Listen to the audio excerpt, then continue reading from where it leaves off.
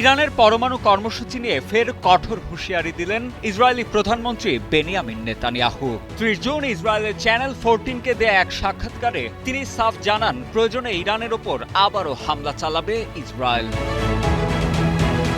তুরস্কভিত্তিক বার্তা সংস্থা আনাদুলু এজেন্সির এক প্রতিবেদন বলছে, নেতানিয়াহুর দৃঢ় দাবি, ইরানকে কোনোভাবেই পারমাণবিক অস্ত্রের অধিকারী হতে দেয়া হবে না। তিনি সাক্ষাৎকারে বলেন, পরমাণু কর্মসূচি রুখে দেওয়ার মাধ্যমেই তারা নিজেদের সম্ভাব্য ধ্বংসের হাত থেকে রক্ষা করেছেন।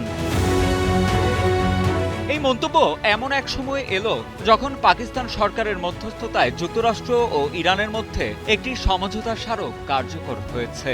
গত 18 জুন ইরানের প্রেসিডেন্ট মাসুদ পেজেশকিয়ান এবং মার্কিন প্রেসিডেন্ট ডোনাল্ড ট্রাম্প ইলেকট্রনিক পদ্ধতিতে এই চুক্তিতে স্বাক্ষর করেন।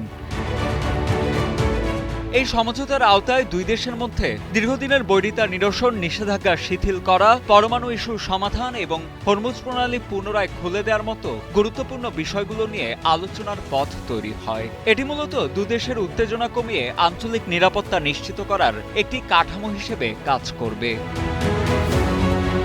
তবে এই সমঝোতার শুরু থেকেই এর কড়া বিরোধিতা করে আসছে ইসরায়েল। নেতানিয়াহুর সরকার মনে করছে, এ ধরনের চুক্তি ইরানকে কৌশলগত সুবিধা দেবে। সেই ধারাবাহিকতায় যে কোনো মূল্যে ইরানকে চাপে রাখতে আবারও হামলার হুমকি দিলেন ইসরায়েলি প্রধানমন্ত্রী।